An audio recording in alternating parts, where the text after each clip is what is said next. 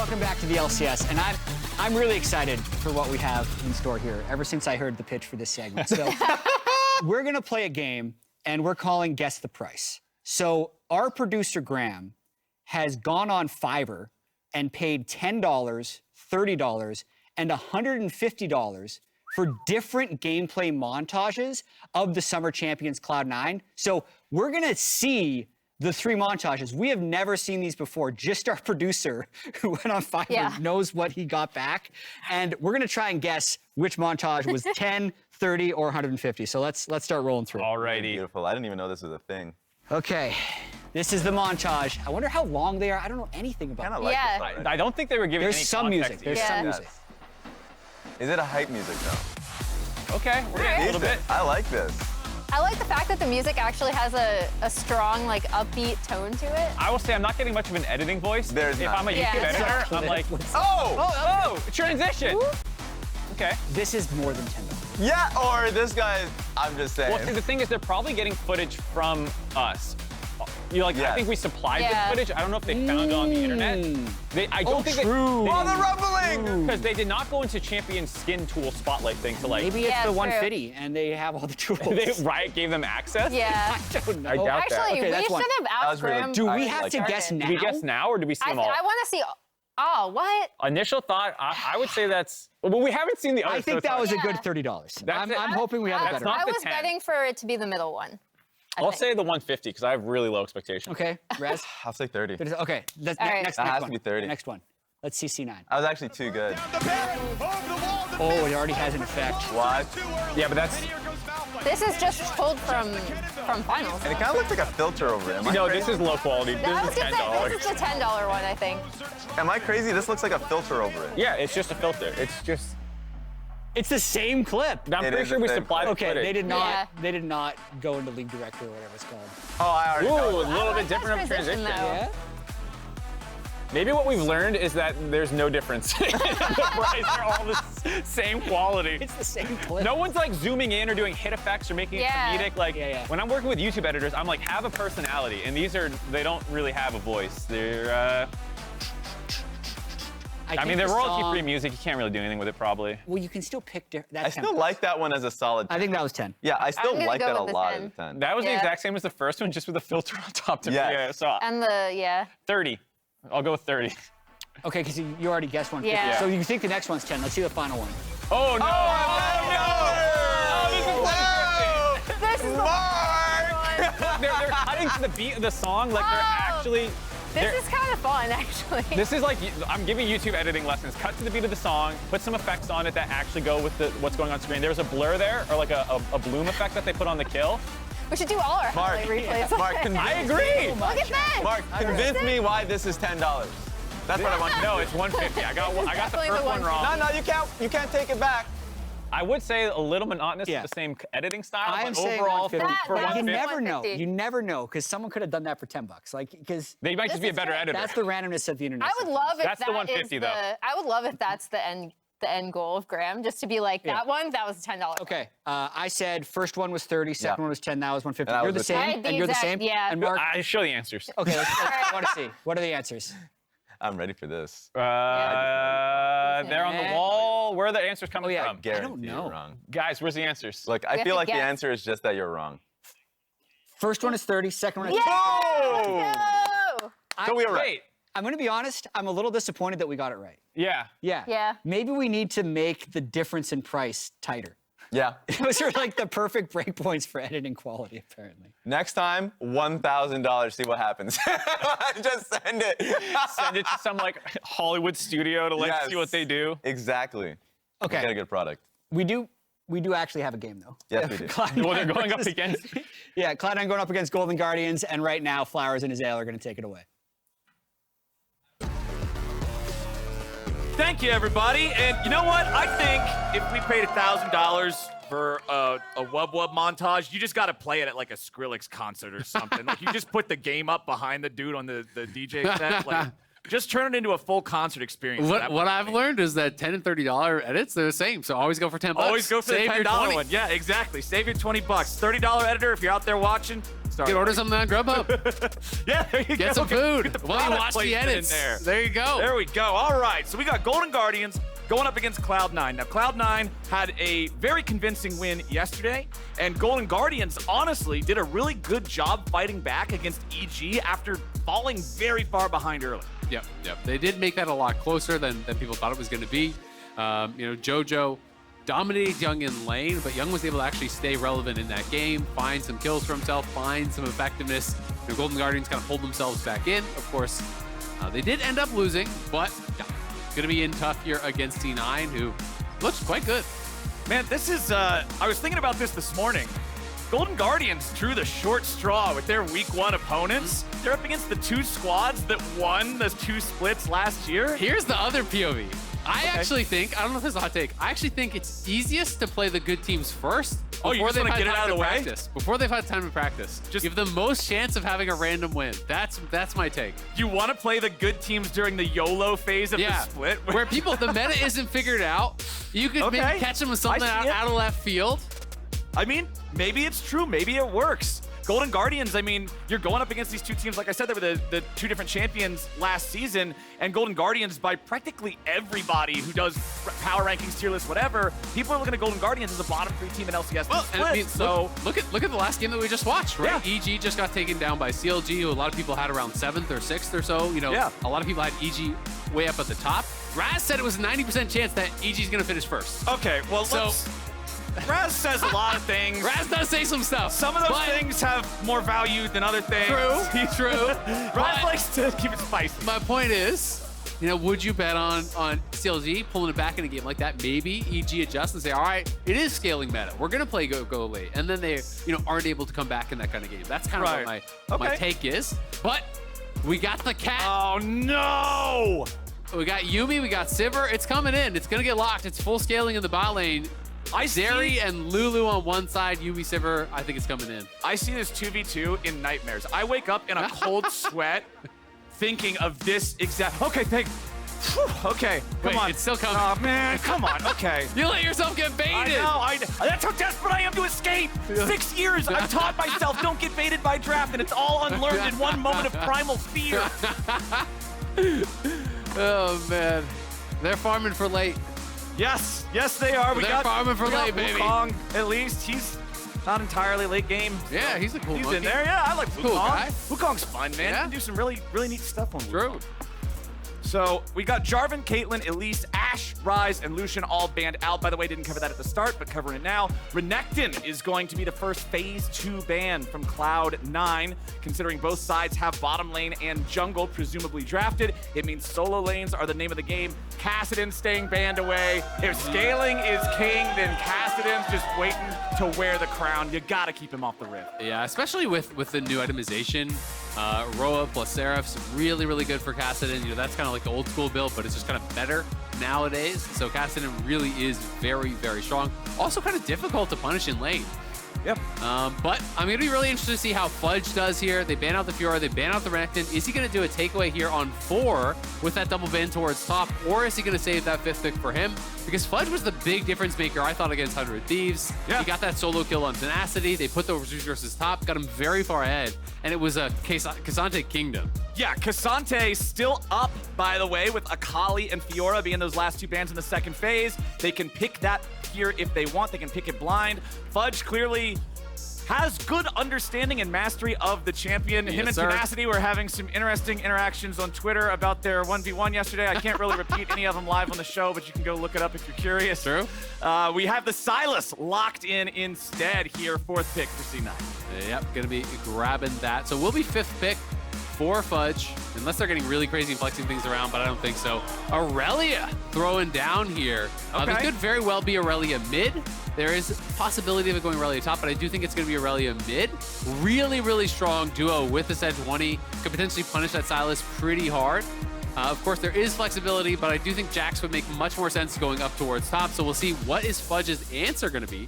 When Licorice played into the Jax, he actually went for the Olaf early, which was getting him some early advantages. But that game got a little bit wacky. It is looking like the Cassante, though. I fully expect this to get locked in. He's got 10 more seconds to decide I think it's just some classic C9 draft banter, flicking around on a couple of different champions here. K'Sante, come on. We know what it's going to be. All right, K'Sante locked in. So we're going to get to see the K'Sante versus Jax matchup once more. Can Licorice manage to out-pilot Fudge in a way that Tenacity could not? Yeah, we'll have to see. I mean, it was this same matchup. The Fudge did get that solo kill in. Was a very close thing, though, in that 1v1. Came down to literally one auto at the very end that he got ahead on. Then Blaber was able to get Herald, use the prio that he had top to do that. They knocked down the tower. They got him massively ahead. Couple things we're tracking, though, for this one. Fudge only 3 kills away from 500 all-time kills. Nice. In the LCS, Okay. I believe. Or actually, maybe it's not in the LCS. Maybe it's totally career. It might include O's. We'll have to get that double check. Huhi as well. All time. That's Okay. all that's important. So I'm assuming all-time outside of LCS as well. Huhi needs only 6 assists to hit 3,000 all-time. So both these guys hunting for those milestones. We'll have to see who's going to get them first. Let us know in chat. Yeah, we got 5 kills versus 6 assists. But the 5 kills are on K'Sante, and Medic actually tweeted out an interesting fact. The solo earlier kill thing. Yeah, the solo kill thing about how K'Sante, I believe, I can't remember if it was LEC or if it was globally, but K'Sante has almost as many solo kills as every other top player put together.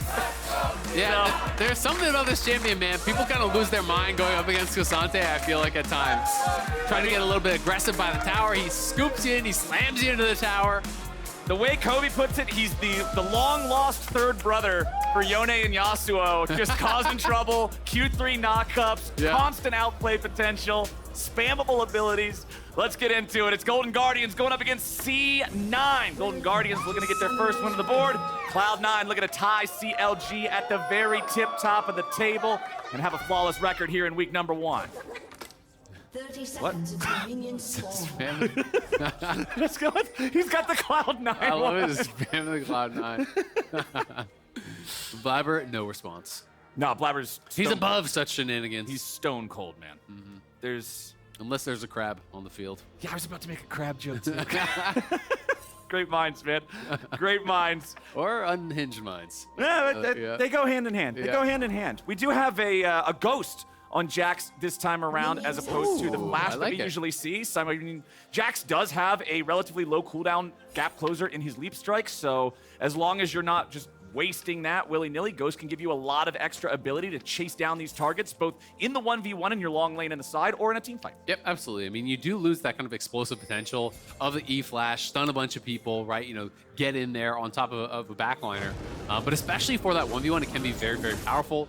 The ability to actually chase down in this matchup. Nice backstab from Huhi, expecting that. Going to be starting heal first, just looking to go in for these autos. Did dodge out on that initial Q, but the Q comes off cooldown. Zven gets that down, so nice little trades back and forth here. Not expecting this to be too much of anything besides a farm lane, given how much we've seen of these matchups, but sometimes players can surprise us. You know, if you can actually really establish a good trading advantage, maybe you can actually hammer that home and try to turn it into something. Yeah, and the powerful trading early on of the Yuumi, like what she can do, just forcing you away with the auto attacks, with all the changes that are coming up next week when we go to 13.1b. Like, she gone. TY-based freak for explaining that that's what he's targeting, taking away that laning power of Yuumi that makes her capable of doing what she does later on in the game in pro play. But for now, it's just Huhi and Stixxay trading farm with Zven and Berserker. Like you said, Diplex versus Young back here in the mid lane. Let's talk a little bit about Young's debut yesterday, because going up against JoJo, he got whooped in lane. Yeah. He was down 40, 50 farm, but he was absolutely tilt-proof. He didn't let it affect him. He scaled into the mid-game and ended up having a much better individual performance than JoJo did by the time the dust settled. Unfortunately, that dust happened to fall on his own Nexus because they weren't able to close out, but I was still impressed with his ability to keep it together after a bad start. Yeah, absolutely. And JoJo, I think, you know, it's fair to say, is probably the strongest laning mid laner in the league, right? Last year was really known for blowing out a lot of lanes, especially in spring where he was hyper-focused on that. Summer became more about the team play, but he's definitely one of the strongest laners we do have. Of course, not off to the hottest start that he would have wanted. You know, had a bit of a rough game in the first game. Did lose here today earlier. But we'll see how Young can do against Diplex, who's a bit more of an unknown, of course, in the league. You know, new C9 mid here, coming over. You know, it's not one of those huge name imports that is coming into the league, but people really kind of just at this point, at least myself, are kind of like defaulting to trust with the C9 scouting because they have brought over so many players over the years and brought in so many players up from academy and so on that have then went on to be really successful with the squad. So Yeah. a lot of faith, I think, has to be given over to Cloud9 and their coaching staff as we could potentially have a 2v2 here mid, but Young is fully stacked up, and here comes Sejuani. Blaber to show up first. River's ready to counterattack now. They're going to fall back and try to protect Diplex. Blaber gets a bit more damage onto Young as Diplex heals up with the Kingslayer. And looks like both sides are going to disengage it here. It was the flash from River and the flash from Diplex. So mid lane traded for jungle on the flash. That means I expect to see River back here to try to set something up against the flashless Sylas. Yeah, absolutely. That is going to be, I think, a positive for Golden Guardians. It's a much worse base that Diplex has to take. And even though he's going to be able to collect this wave, he based on 18 CS. And you look over at the other side, it's a base on 35 CS. So he's going to be able to grab that full Vamp Scepter.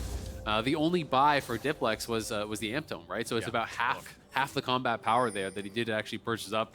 I mean, Irelia, people meme about it, but like, Irelia on a Vamp Scepter, that's full build, baby.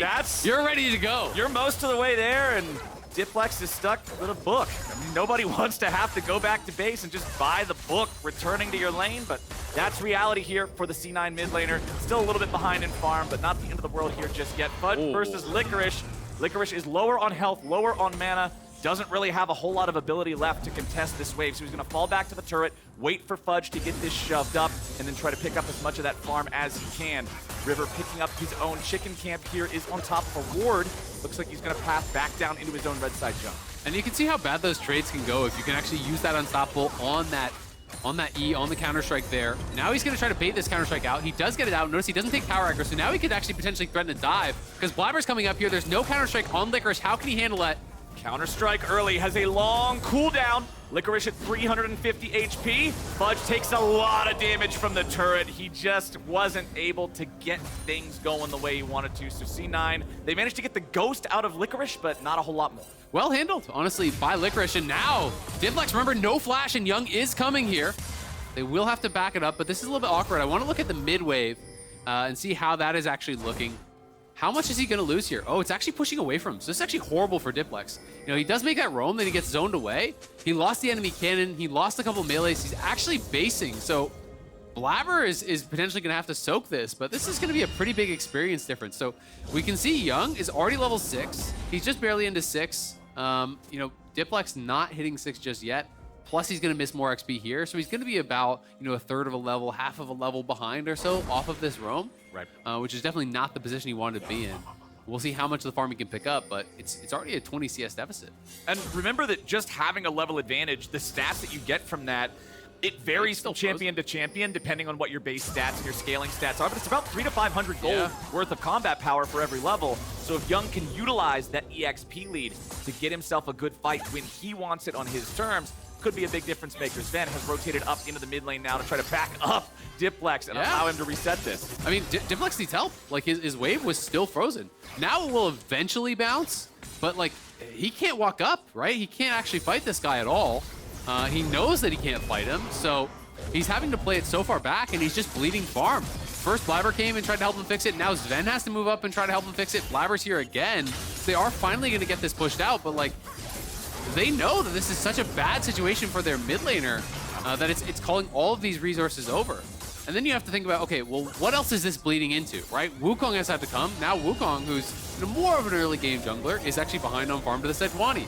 Berserker and Zven were hard winning bots, so this hasn't really affected them too much, but it is problematic when one lane starts demanding all these resources, not to get ahead, but just to try to stay relevant. Well, good stuff for Golden Guardians at least. Young off to a nice start with 76 versus 42 farm. It's the inverse of yesterday. That's 6 waves, dude.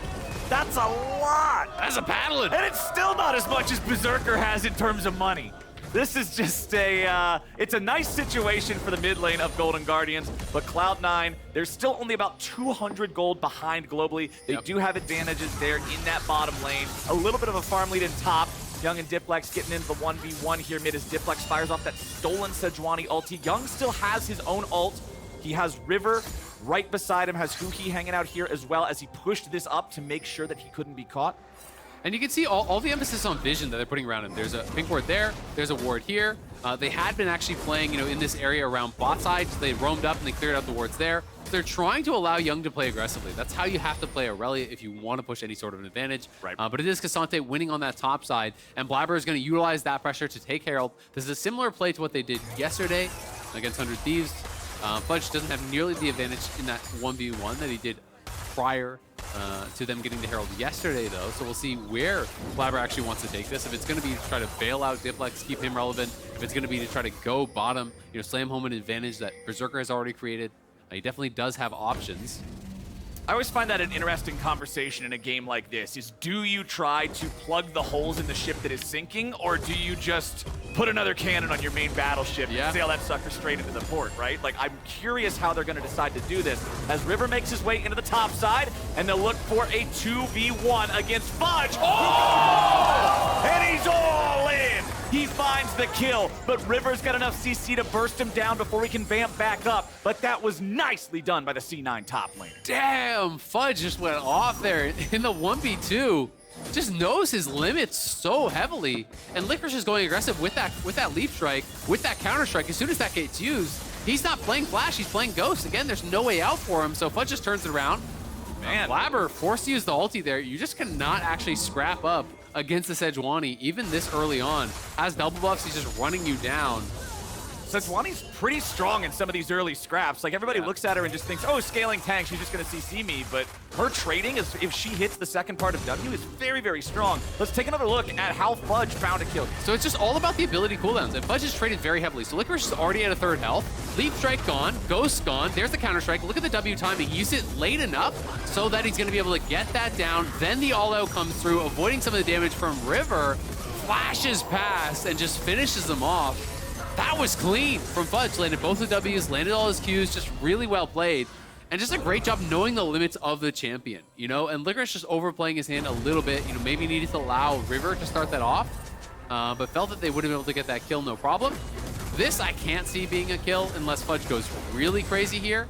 Licorice is trying to bait it out, but Fudge has no vision, so he's got to know something could be happening, and yeah, he's going to back it up. Yeah, there's no, not only is there no vision, his ulti is also still about a quarter of the way off of the cooldown, so if an opponent shows up, he does not have that turn and burn kind of power that would enable him to find a victory in that fight. But he does have 1 kill out of the 5 that we mentioned that he needed, so if he can keep the pace, he might just break that 500 mark. Yeah, we'll see if he can do it this game. Would be a big one for him. Blaber working on another neutral objectives. You have those winning side lanes, means the neutrals are generally going to be yours. Winning top lane, got him Herald. Winning bot lane, gets him Dragon.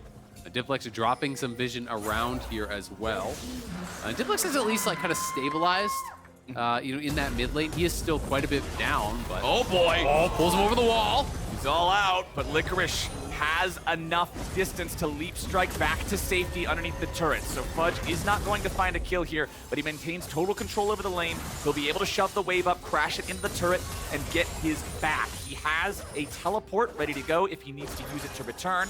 River's hanging around this bottom side here, but Berserker and Zven, they're going to back up. They know to get away from this, as Blaber might just look for an opportunity on Young here. Yes, he will. Young immediately flashing away. Diplex finds the E2, but with Young already underneath the tier 1 turret, they don't want to risk a die. But again, just helping him to reset that wave, trying to cover his mid laner, knows that he is in that losing position here. Wants to keep him safe. Zven even moving up. They've got a lot of vision around. They're going aggressive. Now it's dive time. Diplex gets the kill, and that's going to feel real good after this early lane. Yeah, that is huge. All of the pressure that is being brought in here from Blaber. You can see Zven even moved up again. C9 just giving so many resources to try to bail out Diplex in what was a very tough laning phase here early on. And Fudge now has TP'd back. So came back with full resources, starts to bully Licorice here. They're going to drop Herald top, and that's going to be a full turret gone because Licorice cannot TP back to that tower. There's no shot. It's going to be gone, and this is getting very, very similar to now what happened last game. Gets the kill in the 1v2, gets all of the gold off of that Herald being crashed down here.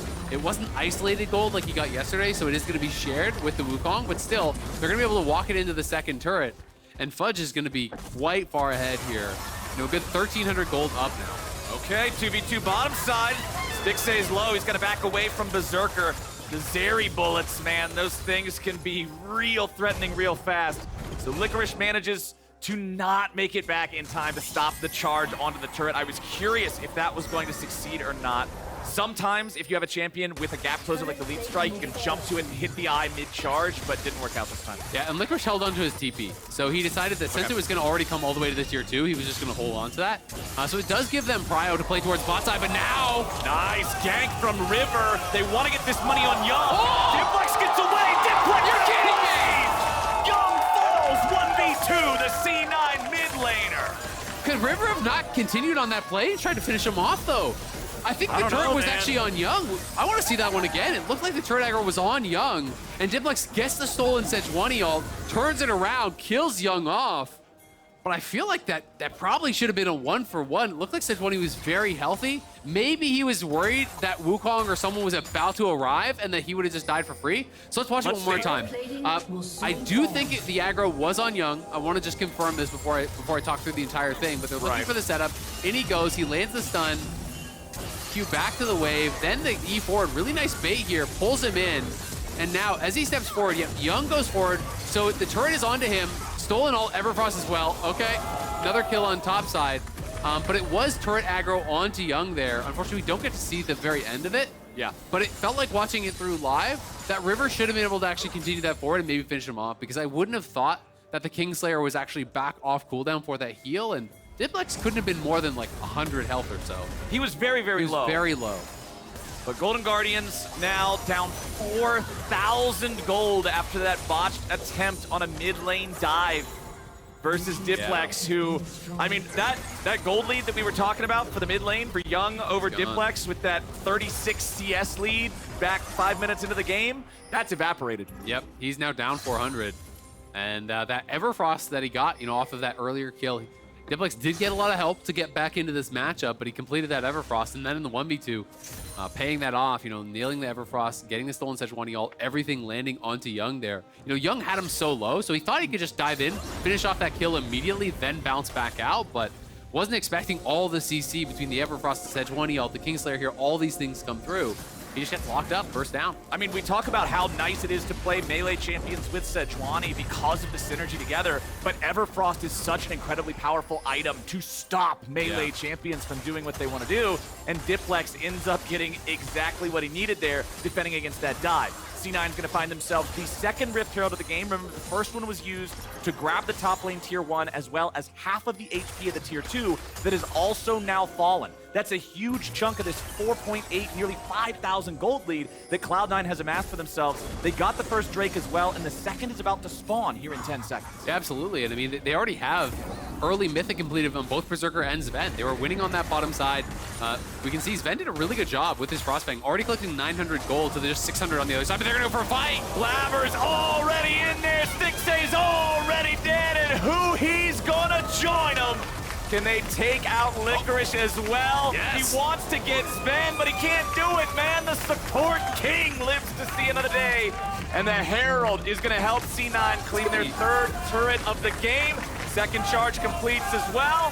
Fudge, he's in no danger. He's just messing with them, padding the damage stats a little bit. And C9 will take 2 kills. They'll take the turret. They'll take 3 kills. Excuse me, I forgot about that last one on the end. And now it's Drake time. Congratulations, Fudge. Hog, hog, hog. 500 kills all time.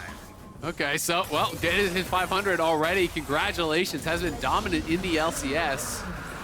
Only has 2 kills, though. I thought he needed more than that to get 500. So something Wait, was it says he funky. needs 3. But He has yeah, 2. now he has 2. So we'll see. Did I just do the honk honk for nothing?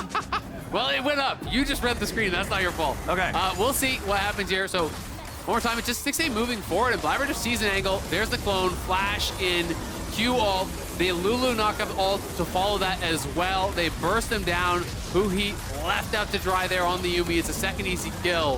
Very explosive engage there from Cloud9, and then Licorice arrives, but there's nothing doing here. He goes in, but Fudge has the summoner heal. Oh, excuse me, Zven there with the summoner heal, able to stay alive really easily. This is going to be a very, very tough game now. You're already down 7,000 gold with what is 3 melee here, trying to fight through a Cassante with a Frozen Heart onto a Zeri that has a Lulu behind her and 2 completed items already. This is looking really, really tough. And then you add the Wukong in the mix, you add the Everfrost Sylas in the mix. It's like, you are not getting to this Zeri at all. It's a tough life here for Golden Guardians, and Licorice in particular. I remember a stat, I believe, from last year. I think he's only got like 1, maybe 2 wins against Cloud9 after leaving that team. And it's just been his kryptonite as River getting caught here, having to try to stay alive, but Blaber ends up getting shut down. Nice turnaround coming out from the Golden Guardians. Licorice tries to get out, should be finished off here by Diplex. Berserker's under pressure. They took out the Zeri. Golden Guardians may have just found the fight they need. Fudge, however, ready to turn it right back around. It's Cassante, baby! Triple kill over to Fudge. Make it a quadra. Why not?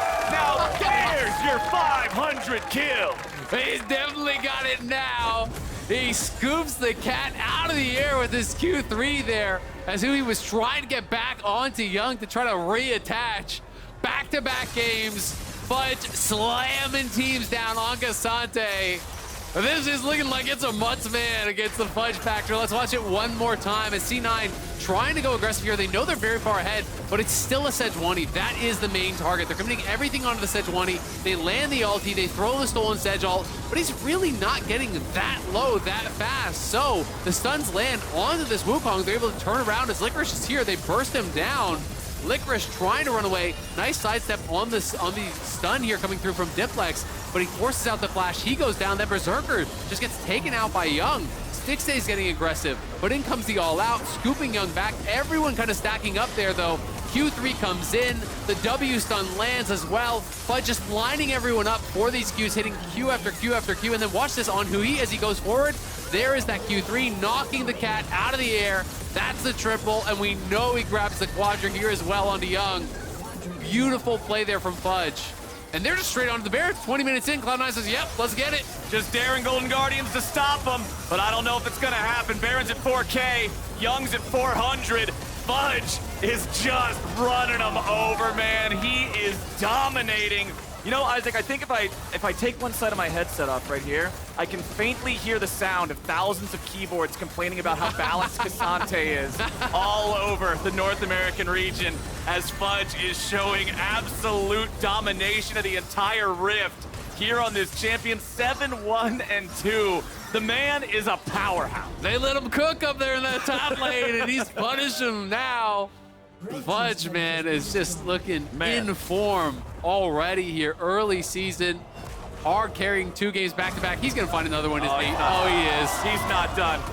Licorice, Get out of there, Licorice! Tough, man. I don't think there's anywhere for him to go but all the way down, Isaac. Oh, man, it's just not fair. Fudge is running over him. 8 kills already. He's about to have his 3rd completed item. That's going to be tough to punch through here. I like how you talk about it as if it's possible.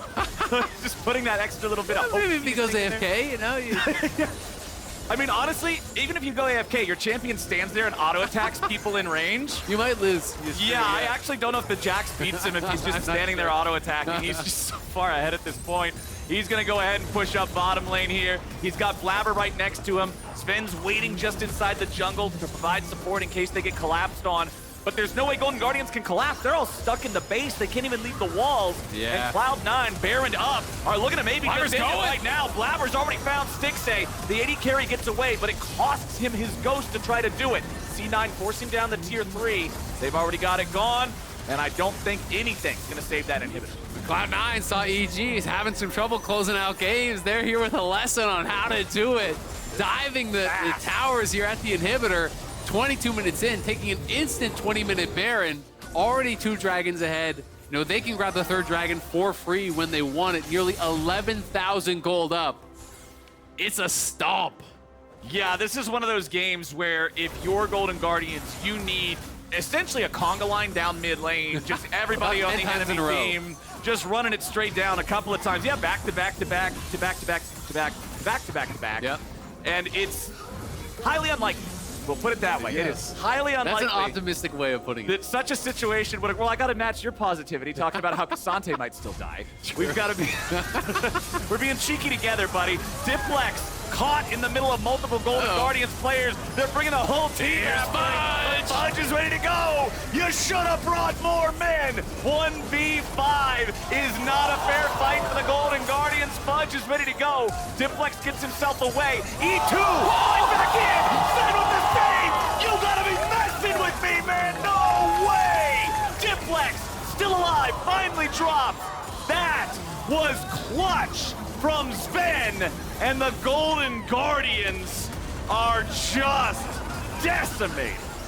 Fudge didn't want the 1v5. He takes the 1v1 instead. All out, pulls him over the wall, kills someone in the river, then comes back to the team and looked like they're 10 kills now for the Fudge Factor.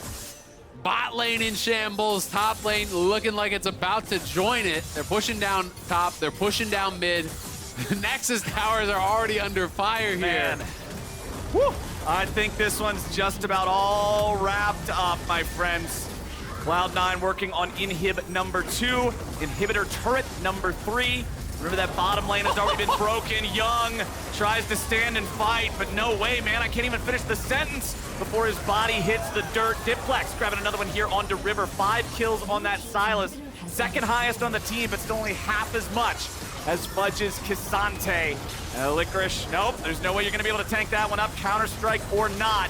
First Nexus turret falls. It's Berserker claiming the credit on it. They'll fall right on back to the remaining tier 3. They can finish that off. They know they've got a 5v3 here against Licorice, Stixxay, and huhi.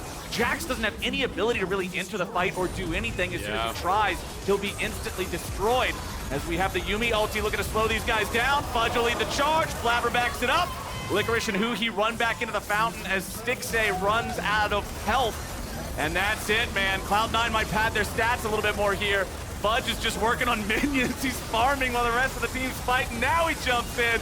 Young wants it. He's not gonna get a whole lot, I don't think. He tries to dash back around and heal up. Berserker gets the kill as Licorice drops the double over to Berserker. C9 clean out on day 2. That is how you do it. 24 kills in 25 minutes from one team. Flowers. We didn't even need them both. They had to kill a minute here. Is on one dude. The dude who's normally supposed to be on the island. Whew. What? It wasn't an island, it was a battleship. He was taking it to him. Yeah, that was... All right, so for anybody playing against Cloud9 in the future, I think we might need Ban Cassante. Cassante. Get it out of there. It seems that the tall man on the right side of the stage up here might know how to use this champion to destroy a game of League of Legends. It does appear that way. You know, we have 2 games of evidence that we have built up so far. And 2 games. Let it be written, let it be done. It's OP. And Fudge is really good at piloting it. Fudge looking on form, man. I'm excited to see if he's going to be able to continue this. You know, people are very likely to take away the Cassante after this weekend that he had on that champion. They have to. I want to see what he can do to him on the other champs as well, because when Fudge is playing his best, he is truly incredible up in that top lane. Such an exciting player. And we know we have some really strong laners back. You know, he's talked a lot about Summit returning to the league and how good of a laner Summit is. He won MVP last time he was here, so I'm looking forward to that clash between those 2 beasts up in the top lane. Oh, that's going to be a super fun one. Cloud9 coming into the league, coming into week 1, looking really good. We had a couple of our teams that a lot of people had high in their power rankings not look as flashy, not look on the level that fans were hoping for yesterday. Cloud9 is not one of those teams, and they've had back-to-back really nice games here. Yep, they slapped Under Thieves yesterday. They slapped Golden Guardians today. Their hand must be getting sore. Yeah, well, apparently not. Right. They just keep slapping people. Just left and right.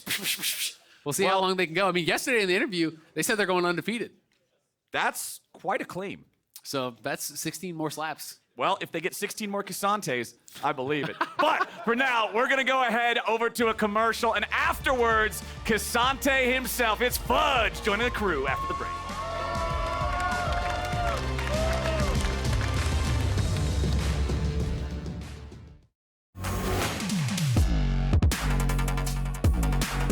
This is the sort of pride that gets you in those big moments, allows you to take down giants.